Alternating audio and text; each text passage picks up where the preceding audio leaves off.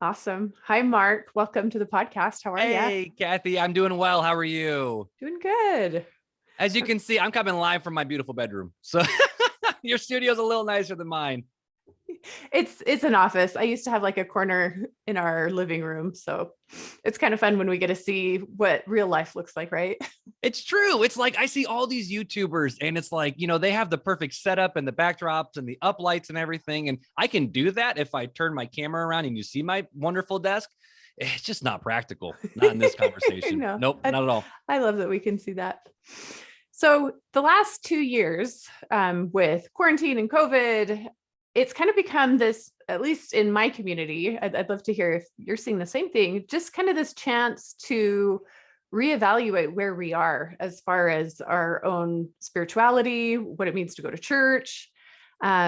Interestingly, and I kind of felt like it was a serendipitous moment as I was preparing to record the podcast, I was moving stuff around and I found a journal that I had lost a year ago.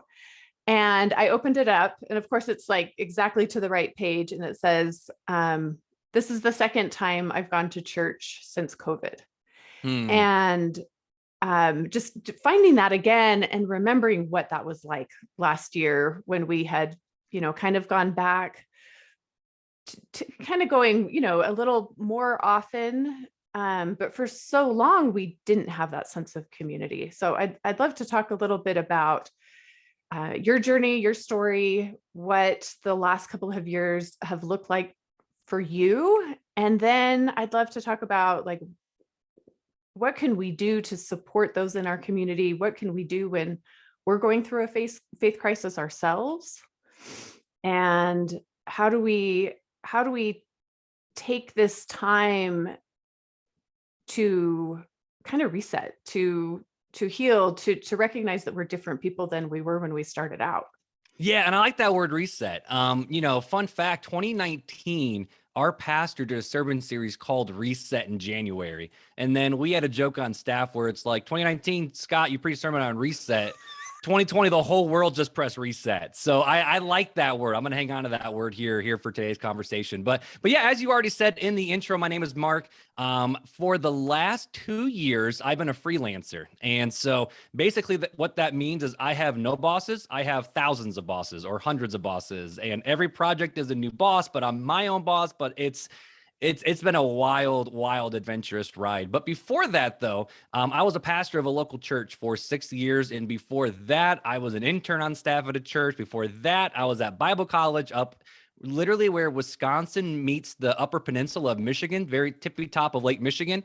So even though we get more snow here where I live in South Bend, up there, a negative 30 wind chill night was standard come January. So they actually gave us a extended, they called it, our Christmas break between semesters was one of the longer ones in the nation, just because it was so ridiculously cold that if you were outside for 10 minutes, you could get frostbite. So it's just wild.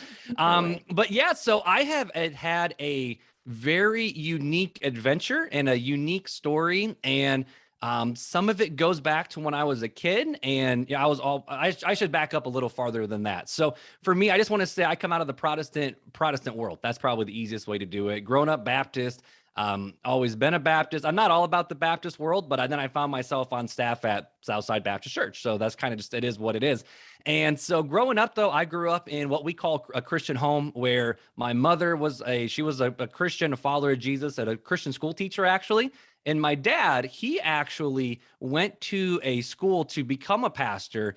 About a year in, he's just like, this isn't the life I want to live. I want to live a quote unquote normal life, working in the workforce, being able to do a good, bring in a good income for the family, and just what we call be Jesus in the workplace. And so my dad decided he didn't want to be in full-time ministry. However, he found himself in basically what we would call the head of like an elder board or a deacon board or the pastoral leadership team, whatever. He found himself at the head of that by the age of 28. So basically, I've always have grown up with church in my life in some way, shape, or form. And so out of that, though, there's a lot of experiences that you have with a kid where there comes that point where you go, probably in junior high, where you say, okay, is this faith going to be real? Is this going to be mine? I don't really know. And so when I was 10 years old, my dad actually passed away He actually died in a car accident, and he was at our school, left our school, and literally this might sound a little weird for some people, but it's part of my healing journey. I was living in Northwest Indiana at the time, and where he died at the intersection, it was a couple blocks from my school, but it's one of the primary blocks right off of what we call the 94. And so I intentionally take that exit every single time I'm there. I go to the gas station that's at that corner and have a little moment of just going, this is where I feel like my life began. And because out of that, my mom got remarried, literally dragged my butt kicking and screaming to South Bend. I hated every second of it. I kind of got engrossed in that emo culture of just basically, for lack of a better word, F all this. Like, I don't really care what happens to me anymore. It's not worth it. Yeah. And I had a good, what we like to call come to Jesus moment, probably about freshman year, where my old pastor reached out. Because, I was intentionally doing stuff to hurt my mom's emotions and try to separate from this new family that they were trying to blend. And he said, the only person you're hurting here, Marc, is yourself. And yes, you're hurting your mom, but your mom's life's going to move on. Your siblings' lives are going to move on. What you do right now, though, could really make or break you in the future. And so I started to get my crap together, so to speak, started to enjoy living or being where I lived. And now I love my city so much that I wear Notre Dame pretty much all the time. I actually fly the city of South Bend flag in front of my house.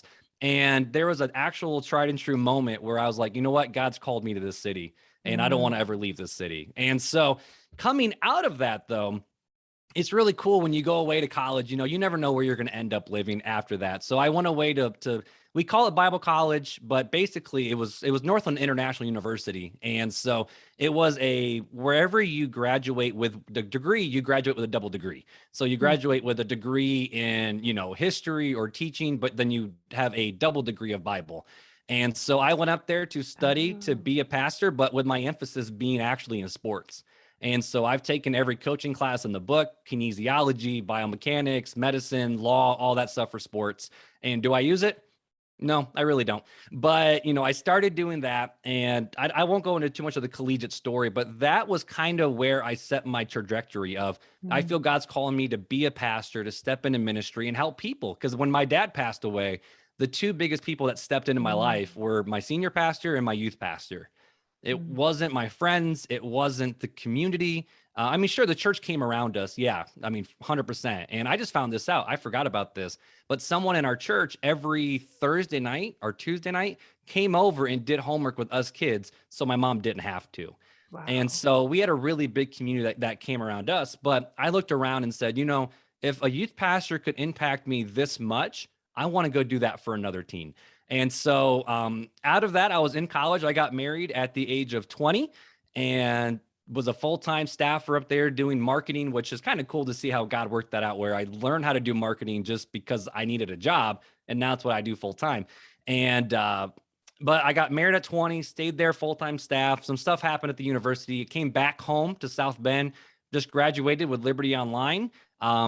Got a job as an internship at the church that was kind of my home church, for so to speak, during my college years back here, and ended up being able to be a pastor in the city that I love. And most people don't know this. It was a mile from my childhood home. And so most people, if you're not familiar at all with how, quote unquote, being a pastor works, it's very rare for you to pastor in your hometown. Because normally you go to college and then you just go, okay, I want to be a youth pastor. I want to be a music pastor. I want to be a lead pastor. What's next?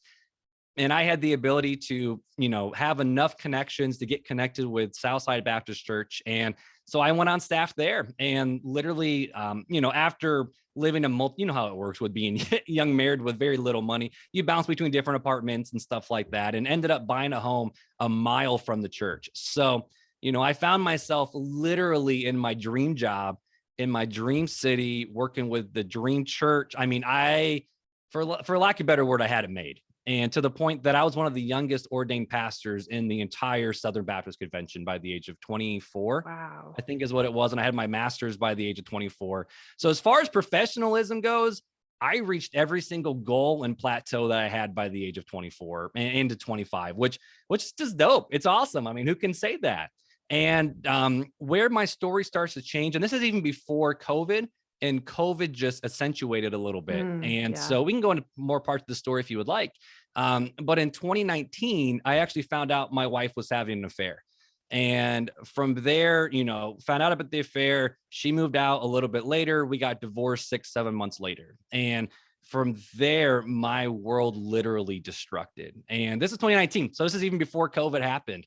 And my life literally, for lack of a better word, imploded overnight.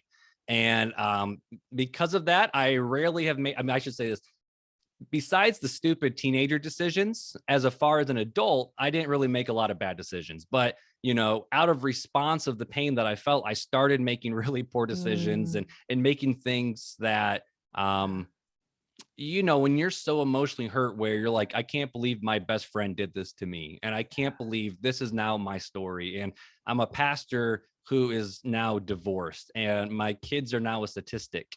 And I mean, living with that reality, I mean, to this day, that was 2.5 years ago. I mean, to this day, even last night, I had to process the fact of I don't always have my kids. And, I have to see them come in. I have to see them go out. I don't know what's happening at the other house. And not the fact that I, have complete distrust over my ex. It's more just the fact that you don't know. I can't control what's not even in my own house. And let's be honest, this as a mom, I can't even control the kids that are in my own house right now anyways. And which, if you're curious, I have 7. So if you hear loud screaming and kicking at the door, that's them. So, but needless to say, I found myself at a place, 6 months after I found out about the affair, where I was emotionally, physically, spiritually not okay. I was not at a place where I felt that I could, come alongside and help teenagers who are hurting and adults who are hurting and try to be this put together pastor where everything's great and God's always good, where I'm literally just saying, this sucks. Every single day I was just saying, this sucks. Why does this have to happen? And out of that, a lot of good things have come from that too. So I don't want to, deny the good that's come from the bad, because we know that's the way life works. But at the end of the day, I found myself resigning from my position as a pastor in January 2020. And just like that, pretty much everything that I wrap my identity in, with the fact of I'm a pastor, I'm a husband, I'm a dad, all of a sudden I'm not a pastor anymore. What I trained to do, went to seminary for, have a master's degree, all these things, I'm not that anymore. I'm not a husband anymore. And for lack of a better word, I'm a half-time dad. And all of a sudden, my entire existence crumbled.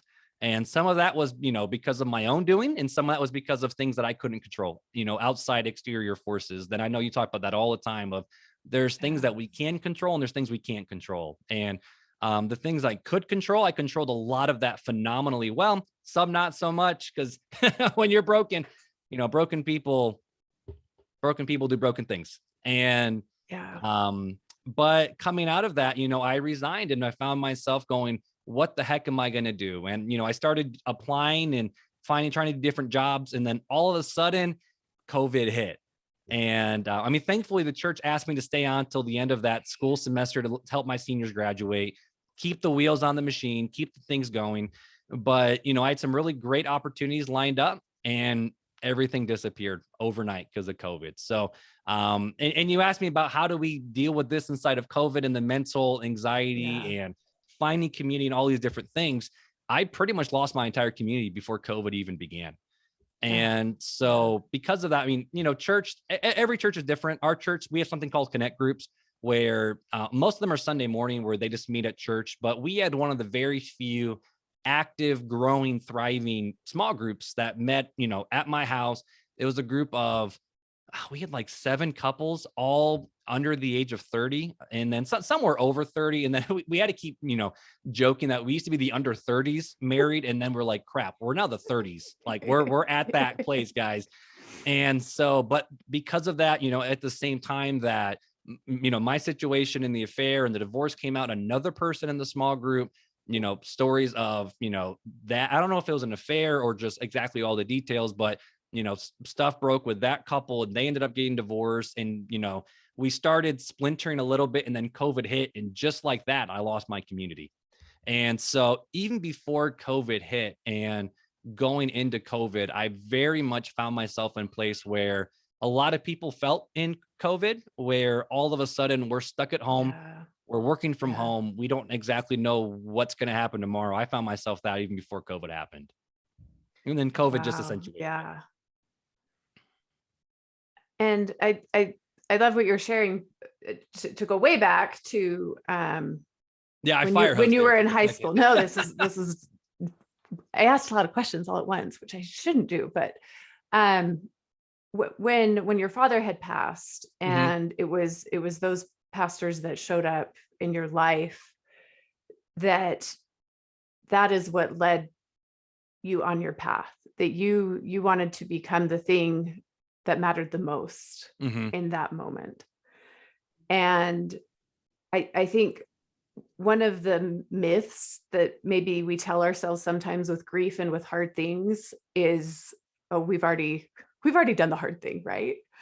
But in this human experience we have here as spiritual and human beings, it's not so. We get to have that full range of emotions. Mm-hmm.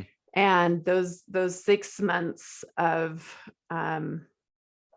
heartbreak and loss, and just where you were sharing like your whole world falling apart, how as ugly and hard and tragic as it is, like that's part of the process.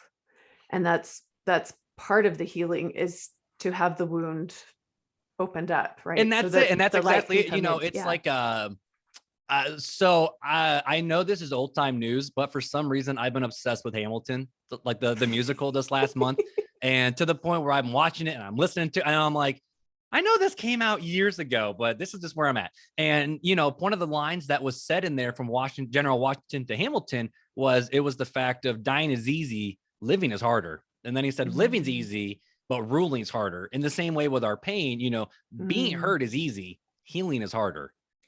Yes. And it's the choices and the decisions that we make in those moments that really are that test. But I also feel like it's in those moments of it's in those moments of vulnerability, in those moments where you don't know how to put the pieces back together, where that community is so important. And I think for so long I thought you go to church because you're a good person, but then I realized no, church is for when we're broken and falling apart and we don't know and we're questioning, and it's hard and it's heavy, and that we don't have to know the answers. It's true. And that's the thing, it's like, going off what you said, so many people, so many churches are too polished, and the fact of, you got to have your crap together. You got to have on now, I'm not this way. I worked very hard at breaking cultural barriers to the point where I wore a flat bill to my church. Well, we're transitioning out of that church now, but I wore a flat bill and a hoodie to church, and no one thought none the wiser. I've worn t-shirts when I preached. I mean, I tried really hard to break the stereotype of, you got to look put together before you enter into this. And, that's when you read the Bible, and I don't want to preach too hard, because I know for your guys' context, everyone has a beautiful story, and this is just my story. And so, but in that though, you read in the book of Job in the Bible, where Job asked all these questions and God answered none of them. And he didn't answer a single one. And, you see a lot of other people asking really, really hard questions of, why aren't you doing this, God?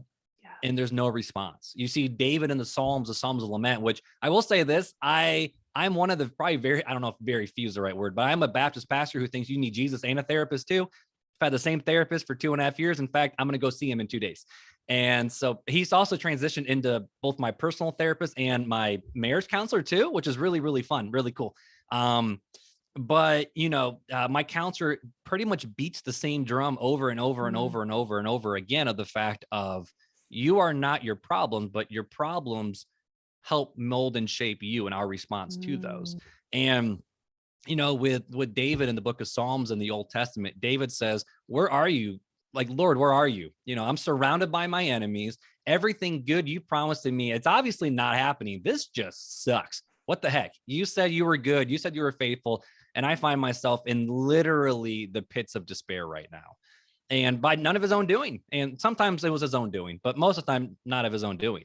And, I don't want to say God was silent, because I think God speaks in the silence, but I also think that God uses the silence not to give us answers, but to show us that um, that we are fragile and we are small, and the universe doesn't revolve around us. We have a piece to play in the story, but we're not the story. We're not the centerpiece of the story.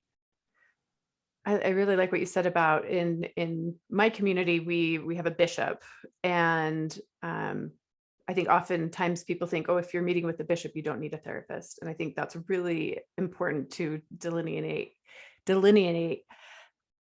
that. Yes, it's good to have that as a support, but you can also have a therapist, Yes. and lots of different therapists and coaches. And yes, I have a parenting coach. I also have a marriage therapist that I work with, and it's kind of overcoming that stigma in our process. Like it wasn't until I hit rock bottom and realized I was in crisis that I needed a therapist, because I couldn't pick up the pieces on my own. But there was a lot of interesting things, even just with the way I was raised and with the way that I thought it should be and look, right? Like, well, if I'm good, I shouldn't have to go through these hard things. Right. Yeah, exactly. And then I really love what you were sharing just now with Job and the silence, and speaking into that silence, and hearing those whisperings in our humility, in our brokenness, in the moments where we can no longer go on, right? Like that is such a part of this experience that we have, that is sometimes like it's such a chasm, and it's so painful and it's so hard. What would you say to those out there right now that are in the middle of that chasm, in that struggle, in that silence? I love you. I mean, there's not a magic bullet.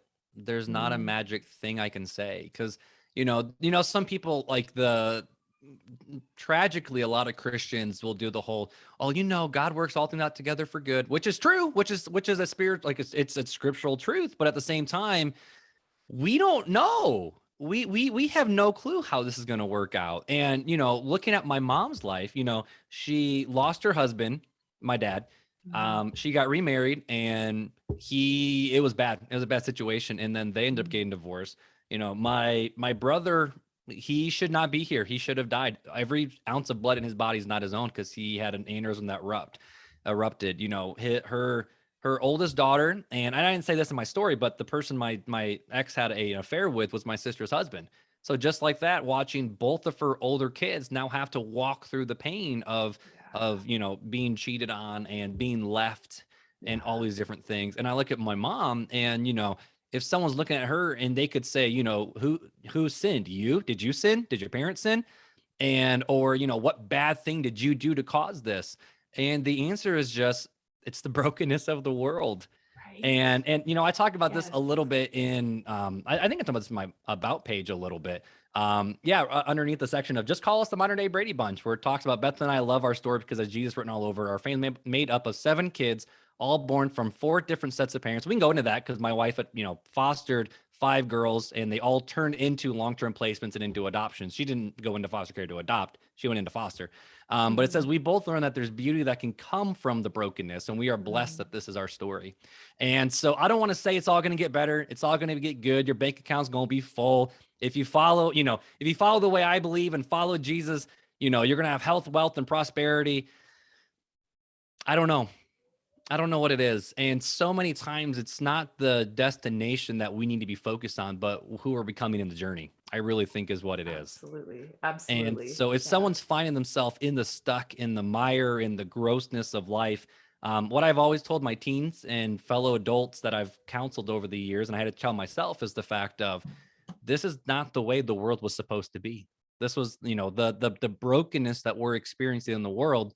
This isn't how God created the world. God created a good, perfect place that us humans screwed up, and we continue to screw up. And that's why I believe when Jesus came to earth as the Son of God and he became the perfect sacrifice for us, we can have that relationship with God and be restored back into that perfect creation.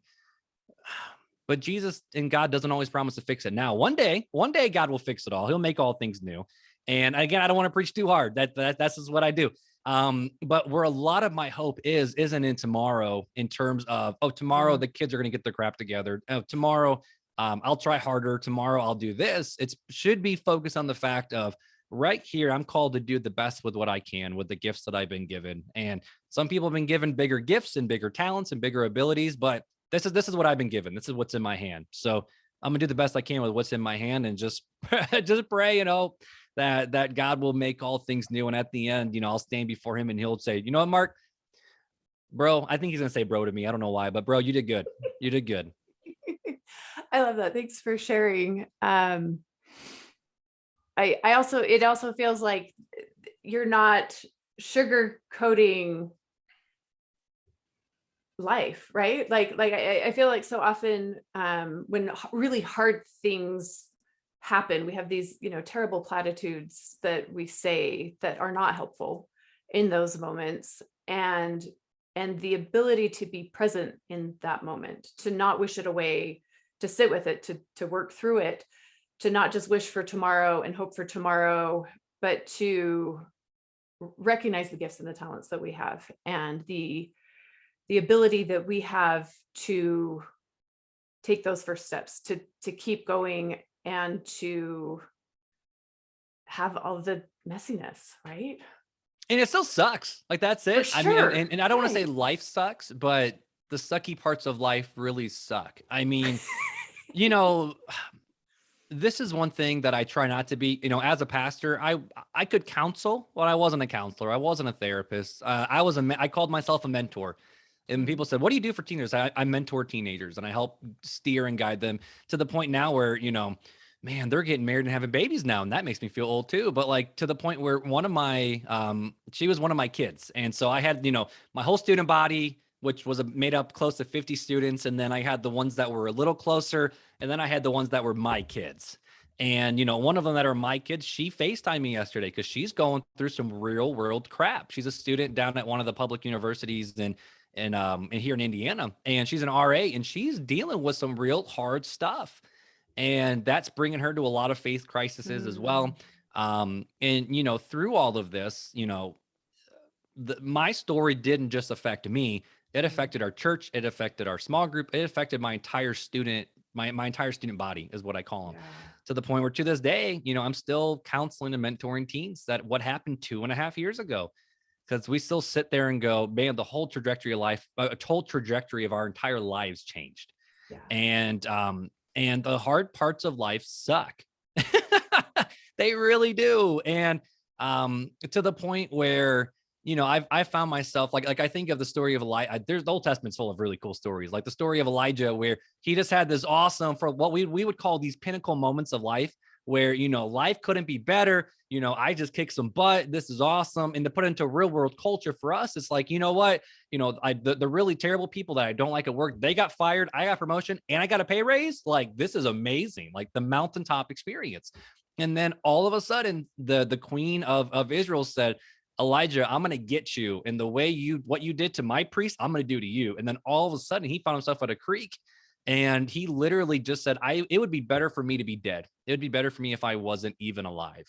And, my pastor preached a really good sermon out of this probably about a year ago. And he was even saying, Elijah's mental health suffered because he focused more on what he did, not on who he was. And as Christians, I firmly believe, and this is something my counselor beating a dead horse with this, the fact of, you're not what you do. You're not, your identity is not the fact that you're a dad, which I am. Your identity is not the fact that you're a pastor. And even though I'm not a paid pastor, I have a podcast, told two. One of them reaches, 13,000 downloads per month. And I'm, emailing and texting people all across the world, which is really fun. And I still have my students that still, look up to me, and kids in the church that still call me Pastor Marc. And I've been on staff in this church in 2.5 years, 2 years.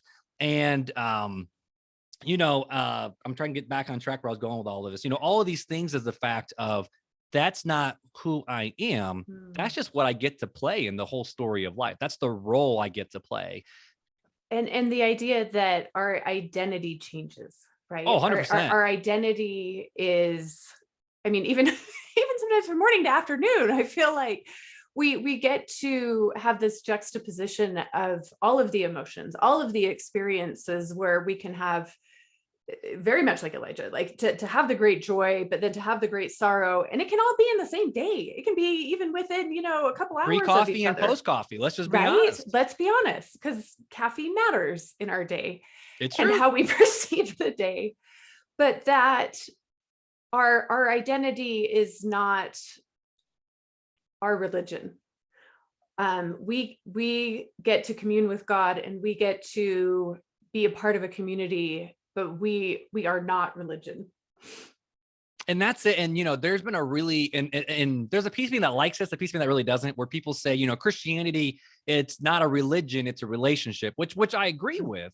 However, our experience, I would say it is religion, because we do have, different liturgical practices that no matter what faith you're a part of in terms of the Christian world, we all do things that are religious in nature. It's just the nature of the beast. Yeah. But, so many times people want to say, Christianity is it's a noun, when in reality, the word Christian was actually an adjective, a derogatory adjective. Actually, when you look at the book of Acts, the first people who were first called Christians, they were made fun of. The word Christian was a joke, because they used to be called the followers of the way. That's what they used to be called back in the New Testament time. And so these people around would look at people like, man, look at you, a bunch of little Jesus people, y'all little, because they call Jesus, Jesus Christ, Jesus the Messiah, Jesus, just he's the Christ, he's the King. And that's a Kanye West accidental reference, but that's right. fine. I was gonna but it is what it is. But they said, oh, look at you, a bunch of little Christians rolling around. And they were called Christians not because of their identities, because that's how they lived. That's who they were. And so many people want to take on the identity of, oh, I'm a Christian. Oh, they're not. And Christian. I'm a good Christian, right? I'm a good, yes. I'm a good Christian. I'm a bad Christian. I'm a Christian who curses sometimes. I'm a Christian who does this. I'm a Christian who does that. In reality, splits back to the fact of, no, you're a human. you're a human. You're a human being. And there's a quote that a good buddy of mine, Ryan Coatney, says. He goes, feelings are good, feel them. But how's he? I pulled it up. He said, feelings are good, feel them. Christ is king, follow him. And, we're supposed to feel our feelings, but if we follow our feelings, we'll end up doing, making poor decisions, which I am the culprit, I'm the prime culprit of that. Of when I'm feeling my decision and I follow that rabbit trail, it hurts those around me. It hurts myself. It's just not good.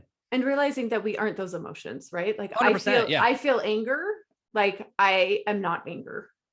And we were talking about this on the phone the other day. Like it's with our kids, it's an ongoing daily process to sit with them, to identify what they're feeling, to work with them through that, because I feel like that isn't something that I even realized until like maybe 3 years ago, is that I am not the feelings, and that doesn't identify who I am. I am a human that has these feelings, and right now I'm really mad and I need to like go for a walk and move that energy.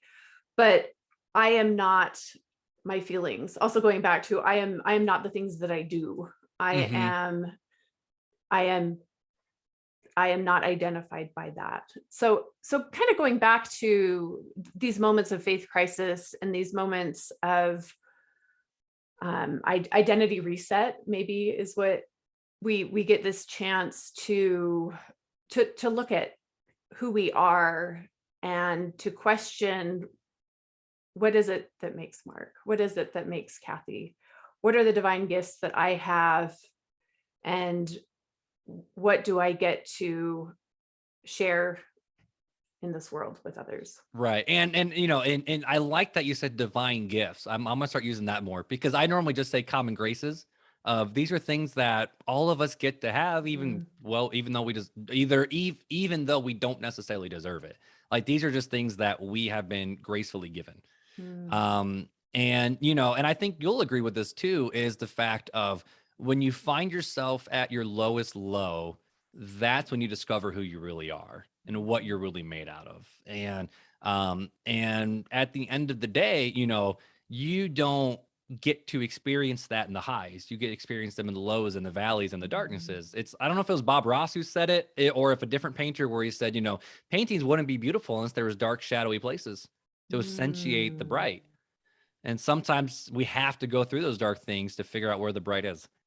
And to also acknowledge and recognize like the dark is part of who we are. And Yeah. it's not like I think so often I know myself, even just until recently, labeled the dark as bad. And it was all like rainbows and sunshine, and was so afraid to look at that dark and to be in that dark and to realize like that dark is a part of who I am. And you got to wrestle with it. You Right. got to wrestle with Right. it and All the die to it every wrestling. single day. Yes. Well, I just really appreciate your perspective and sharing the journey that you've had and the honesty in which you speak with, and just the kindness. And it's a joy to work with you and to know you, and appreciate you, Marc. Yeah, you bet. Thank you. And I do want to say this, so many times we get stuck in our stories and we think Mm, this is it, this in the rope, but sometimes our stories are just getting started. And out of this whole darkness and brokenness, there's a lot of things that I don't think would have happened. mm, Like right now, I mean, I get to work with people all over the world, and sure, I'm a website developer. That's what I get paid to do. But you do the same thing with passion projects. I've been able to start 2 passion projects with 2 different podcasts. And then out of the one podcast, Real Talk Christian Podcast, I interviewed Beth, episode 39, for her to share her story in the foster care world. mm, And she's now my wife. And so a lot of times we can't get the good out of life also if we don't go through the bad. And mm, that's not me saying, I'm so glad that my ex-wife did what she did. I'm so glad that now my kids get to have 2 homes and they get 4 Christmases. And Elliot was telling me about that yesterday of, one at my house, one at Grammy's house, which we've always had that. And then one at his Nana and Papa's and one at his mom's. He goes, Dad, I had 4 Christmases this year. And I'm like, yeah, buddy, you're not gonna be happy about that as you get older. Like that's exhausting. And I never want my kids to do that. And then I look at the kids that now are my own. I mean, Beth adopted all 5 of her out of foster care, and if her story is a beautiful story too, of all of her kids were born addicted to drugs and had to mm, detox in some way, shape, or form. And the oldest has cerebral palsy because of it. The youngest one, we're leaning towards the fact that she may have autism. And each one of the kids have different issues that they had to deal with, and I have had to sit through all the therapies, but Beth had to do all the trauma therapies and feeding therapies and OT and PT and multiple runs to the ER and hospital. And these girls didn't ask for it. Their parents made really dumb and poor decisions that they now have to live with. But out of the brokenness, and that's what I talk about all the time, is out of the brokenness my family was born. And mm, so Beth and I would never have been married if I never found myself single. And she would never have her daughters if their parents didn't make poor decisions.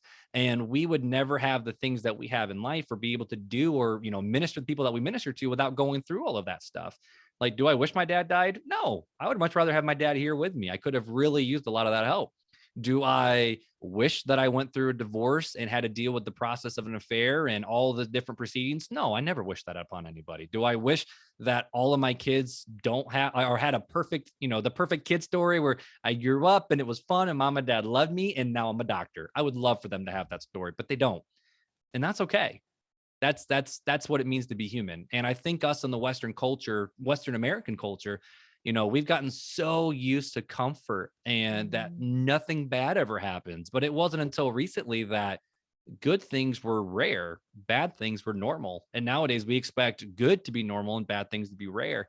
But it's in those bad times, in those dark places where we really get to discover who we are and what our values mean. And for me, through all the, we talk about the faith crisis, I had to ask the questions of, mhm, God, what the heck? Like, I have done everything you've asked me to do. My wife, Beth, she even says the same thing. God, I've done everything you've asked me to do. Why do we have to deal with the crap that we have to deal with? And it's not fair. And you know what? We may never know the real reason until we get on the other side of this life into the next life. But at the same token, I only have one life to live and I don't want to waste my life. And that's what I'm kind of leaning into is I don't want to waste it. And so I do the best I can with what I have and try to lean into Jesus a little bit more every single day. And I suck at it. I flat out am terrible at it. I'm the I'm literally the pastor who most people are like, oh, you must read your Bible all the time, right? I'm like, no, I struggle. I don't like to read.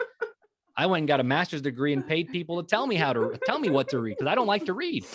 And so, at the end of the day, though, we all have our different journeys to walk. I believe that we were all put on this earth for a very specific time and a purpose that we just can't explain, that only the supernatural can explain. And so, and I like to help people find that purpose and answer questions. And yeah, I mean, that's kind of it. So yes, there has been good things that have come out of this brokenness, but at the same time, it ain't all rainbows and unicorns. I mean, my daughter thinks it's all rainbows and unicorns and mermaids. I have to say, and mermaids now, and butterflies. She likes butterflies too. But there's still a lot of pain in the everyday. There's still marriage struggles. There's still parenting struggles. Yeah, I mean, your boy I didn't think I had anger issues anymore, but I still have quite a few. So, and I didn't know that until I had kids. and I love like the questioning process too, to lean into the questions and the places that you don't know. And 100%. Every day, lean into that. And that's the thing is, people say all the time, like, the tradition I came out of, the fact of if you question your faith or doubt your faith, you never had faith to begin with. That's the tradition I came out of. And I'd be like, are you kidding me? It's commonplace to doubt. It's, unexpressed doubt. That is the issue. Right. Doubt's the process. Deconstruction. Yeah. In fact, I just did an episode. I mean, I guess a little plug, episode 128 on Real Talk Christian Podcast. We asked the question of, is deconstruction a bad thing? Because that's the hot topic right now. And, I don't think deconstruction is a bad thing, because there's a lot of things that we've built up that might not be truth. And the question of going back down to that foundation of going, where does my foundation rest? And I'm a lot more sure in my foundation now, and a lot more confident in the fact of, I follow Jesus. That's where I'm putting my hope. Like, that's the hope that I have. And I can give a good answer for that. But it's not my job to convince anybody of that. It's just my job to share my faith and share the hope that I have. Well, thank you for sharing with us today. Where can our listeners find you? Oh, so many different places. So I say I'm active on Instagram, but I'm not active on Instagram. I'm an active consumer of Instagram. But social media, all my handles are literally T Marc Hyde, because my first name is Timothy. Fun fact. So at T Marc Hyde is all my social media. Marc Hyde, Marc with a C. It's always Marc with, I don't know which way it would be for the camera, but Marc with a C, marchyde.com. realtalkchristianpodcast.com, smallchurch.media. Just Google my name and you'll find me. You really will. I sometimes have a big afro in pictures, and right now it's a nice clean cut. So I'll be sure to add your links. 100%. I got too many of them. I apologize. Thanks so much, Marc. Appreciate you. Yeah, you bet, Kathy. Take care.